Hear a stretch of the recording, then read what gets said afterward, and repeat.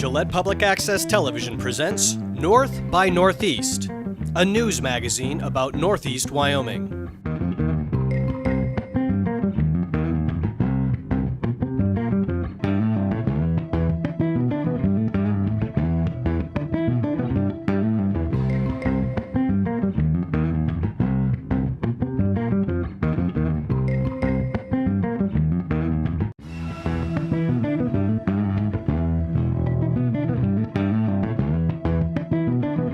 Well, in committees, there's a lot of things that in the proposals of the bills that can duplicate some of the laws that are already out there that some of the members are not completely aware of, and some of the the laws that are already on the books. So I've seen some bills come through where we already have this capability to do these things out there, and of course it's just on that kind of knowledge. And then of course I have an agriculture background, so that's another thing that I look at too. So but with my experience in that in law enforcement and agriculture, it always helps. So and there's a lot of smart people down here, and I don't claim to be the smartest one, so by far not. So but I'm enjoying it, and like I said, it's a learning process to start with, because there's a lot you get into, that's thrown at you when you first get down here. There's, procedures and different things that you have to do, and how to work amendments onto bills and how to actually get bills on the floor. So,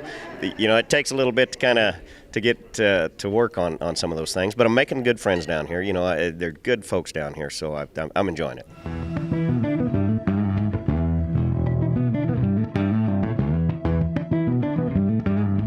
Well, I think, first of all, we're early enough in the session. We just got done with crossover, and that's halfway through the session. So the bills that we passed on the House side are now on the Senate side, and we'll see what they do. Hopefully they won't muck it up too much. They're thinking the same thing about us. We don't mess up their work too much. So the final outcome is I think it's still up in the air. Now, are there any big policy bills that are coming up? Certainly some folks will point to the federal lands issue as a big policy bill. Some people, and so there are some. Now, healthcare, I think we've made some minor things. Medicaid expansion is basically not going to continue on in this legislative session. So there are some bills that are important, but as far as a big policy drive or policy push where a lot of bills or a group of bills kind of is moving in a direction, I don't know that we have that. Probably the biggest discussion is going to start tomorrow, actually, and that's over the budget bill. First, the explanation of the budget bill, and obviously this is a supplemental budget, so this isn't the entirety of the state budget. This is a small segment of new budget proposals. And then we'll see what the priorities of the body are, and it's setting up the discussion. That is setting up the discussion for next year's actual budget when we deal with the biennial budget. So I guess that's kind of what I see. I don't know that we've done anything monumental in this session, huge policy undertakings that I see advancing. A lot of incremental things, dealing with some changes in education, healthcare, small, nuance type things. But as far as just a massive, policy direction, I don't know that we've, taken that on. The budget might be the one difference, and that will be this is setting up the next budget, and then we'll talk about priorities in saving and in spending and how we look at things and how we prioritize things, etc. So that'll probably be what I think the outcome of this entire legislature will be, not just this session in combination with the next session.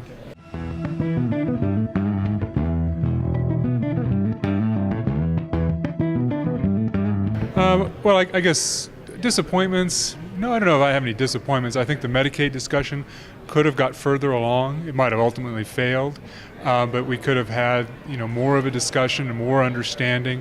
We tend to argue about things that we aren't even sure we understand, and so but it's not a disappointment. I think there was good debate on the Senate side. They were unable to come up with something that they could send to us. Would we have been more successful getting something that we could send to them? Probably not. So maybe we need to sit back or take a step back, recognize some of the philosophical and ideologic barriers to what the discussion we were having, and take another approach. And certainly on the Labor, Health, and Social Services Committee, that's what our charge is to try to foster those dialogues, those discussions about what possibilities there may be.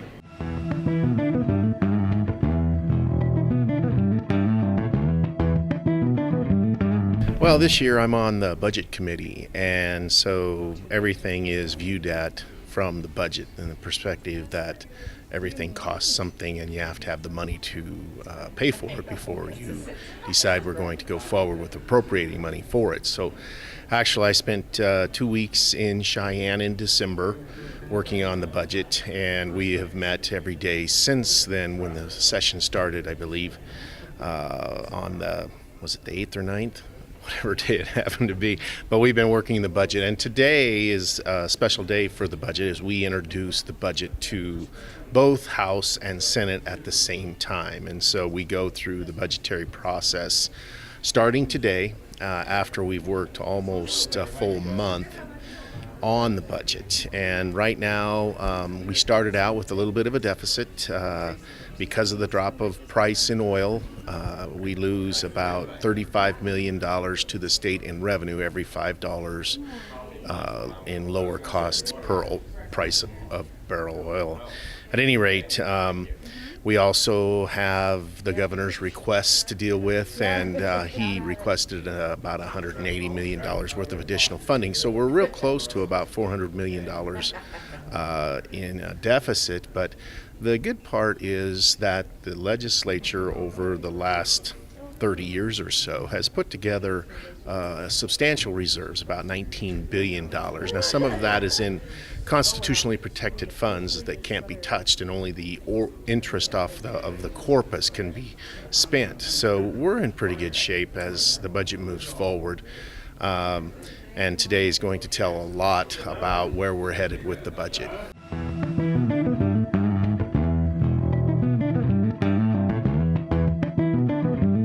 It's been disappointing, actually, and I guess I would flip that around in the sense that Highway 59 has not been funded to the extent that I would like to see.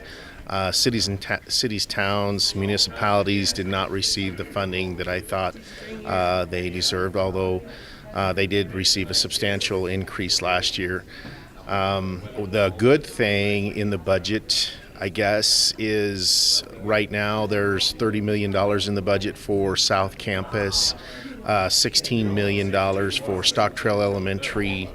There's another $1.6 million for a remodel of Meadowlark Elementary, $400,000 for a bus barn. There's the $10 million appropriation for the college and the new basketball facility that they would like to move forward on. So there's some good things, but I guess the biggest disappointment for me was Highway 59. There's $2 million in the budget from the severance fund, $10 million of federal funds to help with the safety of Highway 59, and that includes 5 passing lanes, or not passing lanes, but turnout lanes, and then design for the summer of 2016. And then in the contingency 2016 year, there's another $5 million. So we're at $17 million, and we need $21.4 million to complete that with 20 passing lanes. And those passing lanes are all south of Wright, from Wright to Douglas.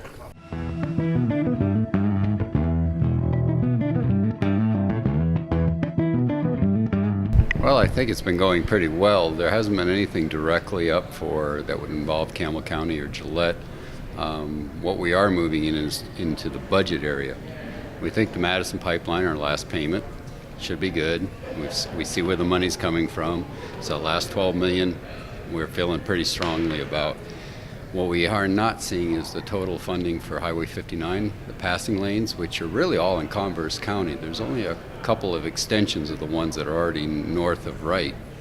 So we are working with the Converse County. In fact, we'll be meeting in a couple days as a delegation, all the local Gillette folks and Converse County group, and we're going to see how we can get that back in the budget. Right now it's not there. There is some money to start some design work, various rumble strips, turn lanes, those kind of things are all going forward, but the passing lanes are the key issue. And the way that's structured now, if we were very lucky and the state did very well, you'd be over 2 years away before you'd see any of those built. And that's just too far away. We need them yesterday, of course, but we need them started next spring, not minimally a year after that. And that's only if the state does well. So we'll be pushing for that. That'll be a big budget amendment. I'm not sure where the money's going to come from. You're either cutting something else out that they've already budgeted, or you're going to take it from some of the savings. We'll see how that goes. Other than that, good day as far as Senate File 115 passed today in the Senate, 24-6, which is the discrimination bill, which adds the words of sexual orientation to the color, creed, religion exemptions we have now that you can't discriminate in hiring. So that passed 24-6. It was quite a turnaround from last week when Medicaid went down, Medicaid expansion went down by a resounding no in the Senate. So kind of a switch of a similar culture, similar thought process, but kind of restored some people's faith in the Senate again. So that's about how the last couple of weeks go, and we'll start budget explanations on Wednesday and Thursday. We'll have have the Appropriations Committee tell us what they think of it and why they're funding what they're funding, and we'll get a chance to look at it, and then by next Tuesday when we come back, we'll be able to start amending and hopefully get some money for Highway 59.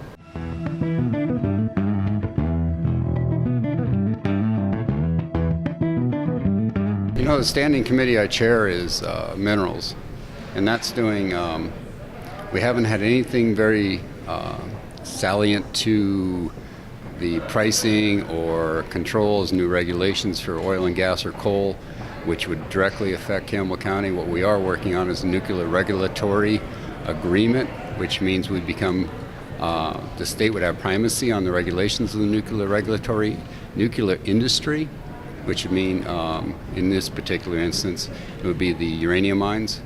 So they wouldn't have to apply to the federal level, take 4 to 6 years, 7 years to get it done, and then duplicate most of the same permitting process with the state. So this will allow for a shorter time frame, one-stop shopping as far as coming to the DEQ in our state and letting them do water quality and air quality permits, and having all that done in one place a lot sooner than you can go to DC and take 5 or 6 years. A couple, 3 years, you could permit them a uranium mine. Today, it's forever, and you got duplication of the process.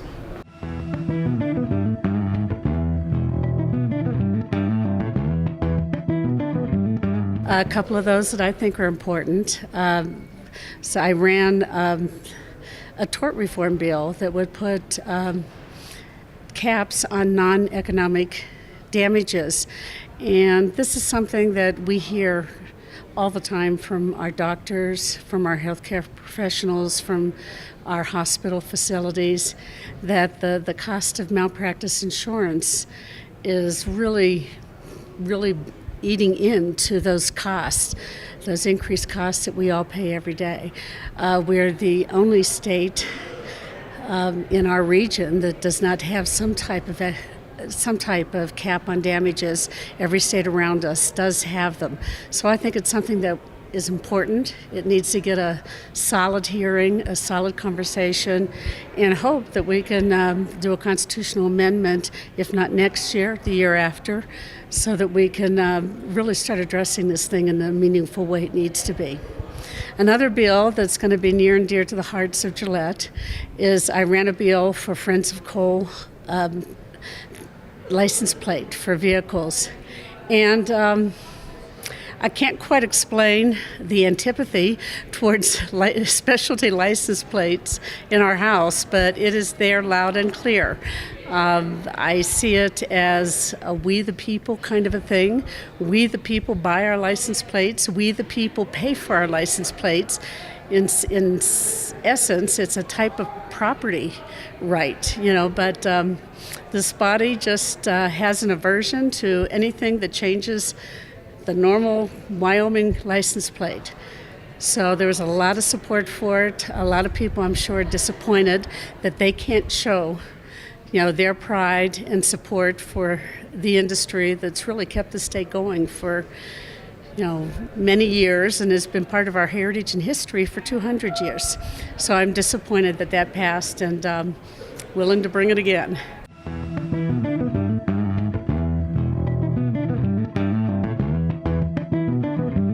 Actually, I'm a part of 3. I represent a part of Weston as well, and some of the challenges is dealing with 3 county commissions. Crook and Weston County are actually pretty hardship counties and are revenue challenged counties. Campbell County is one of the counties that fortunately funds most of the state government, and so you get to represent 2 really diverse type, at least economically, at the same time, and that presents some interesting challenges. The good news is the 3 counties all work hard to get along and work together, and it's been a joy. You also have multiple school boards, and the 3 county deal really changes things. There's a big difference between representing maybe just the city of Gillette, and when you start representing across county lines, it gives some very specific challenges.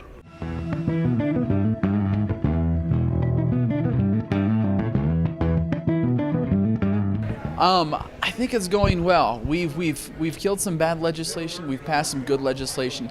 Of course, one of the things that just passed out of the House yesterday was Senate File 14. That passed the Senate 26-3 and 1 excused, and then the House it passed, I believe, 54-6. And that's a good piece of legislation. And really, what that does is it affirms that someone is innocent until proven guilty. And this had to do with forfeiture of assets, particularly cash. If you were driving down the road with $1,000, and if I was driving down the road and cop pulled me over and said, "Hey, where are you headed?" and I might say, "Well, I'm headed toward the Colorado border."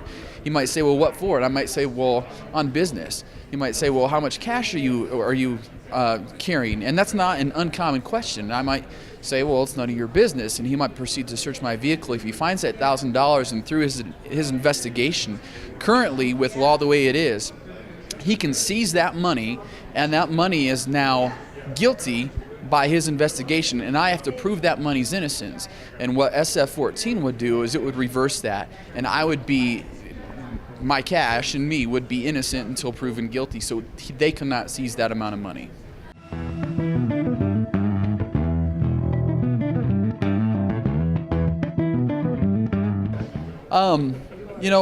Again, we've made some good progress. One of the things that I ran on in particular was the transfer of public lands, and that passed with a good margin in the House. And so we've got another Senate bill that's going to be heading our way, and that has more to do with the study on the transfer of public lands. This bill that just passed in the House was the actual call for transfer of public lands.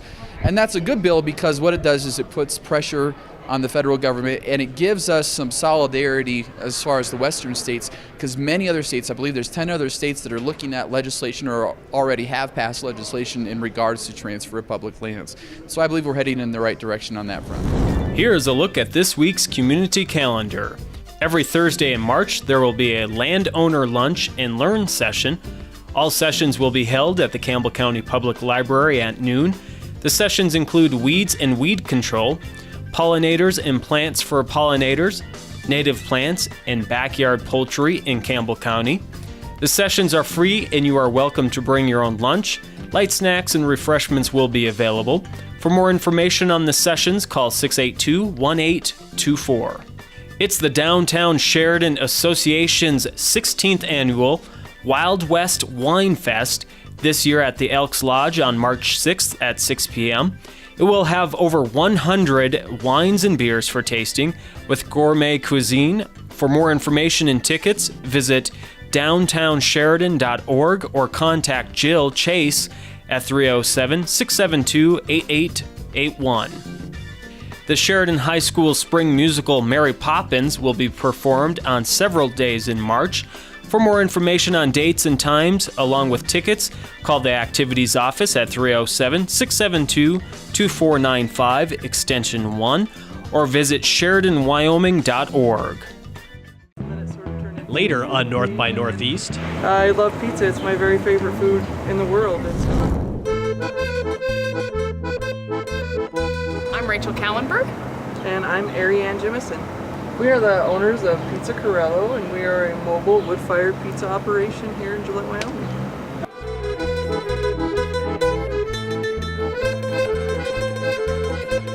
Well, I was a ceramic artist for many years and been going to art festivals selling my pottery and my wares, and when the economy kind of tanked, so did the art sales big time. So I had to figure out something else to do, and I've built kilns and been working with fire for a long time to make pottery, and decided that the food vendors were doing really well at all of my favorite festivals, and that this would be one of the coolest things that I could possibly even think about doing, would be building some sort of a kiln on a trailer to go to these festivals. And then it sort of turned into a food thing, and then I love pizza. It's my very favorite food in the world. And so at first I thought that I was inventing this, putting a pizza oven on a trailer, and then found out that I didn't invent it. So I did go meet the guy who did invent it, and talked with him for a long time about how his operations work and how his ovens work, and took a class from him and decided to abandon almost everything we learned in that class and did our own thing, and that's what we have here.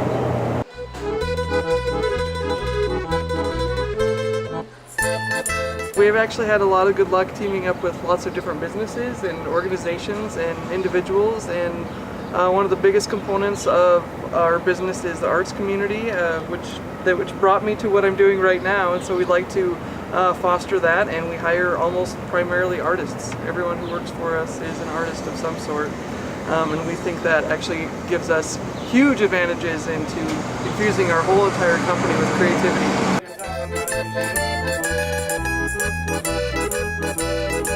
When we first started, we actually thought that this would be a food cart for a long time, and we imagined many other food carts actually alongside this, to go alongside this. But one thing turned into another, and we really decided just to focus on the pizza, because it was what we were really good about, with what we were really passionate about. And so far we had incredible success with pizza so far, and we decided that why not just work on perfecting it. And we set up at Dawn's Supermarket parking lot when we first opened, our very first day there, and sold out in a few hours. And we were like, wow, this might actually work. We didn't have a sign, we had nothing.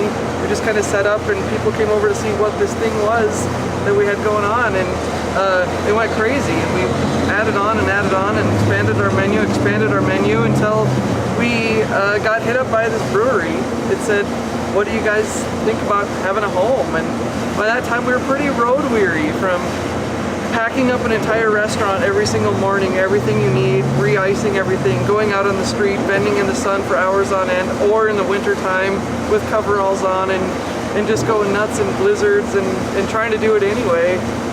Having a home was very, very, very much what we needed at the time, and allowed us to expand our menu again, expand our staff, go from a 2-person team to a 4-person team, from a 4-person team to an 8-person team, and hopefully that will just continue to grow. When we originally started, it was supposed to be more of like something to do in the summertime to make money, so that all winter long we could focus, Ariane could focus on making pottery and art. But the demand from our customers and from people we knew was so great that they wanted it all the time. They wanted as much as they could get it. And so that really kind of made us reevaluate what we had thought the company was going to be, and where we wanted to take it in the future.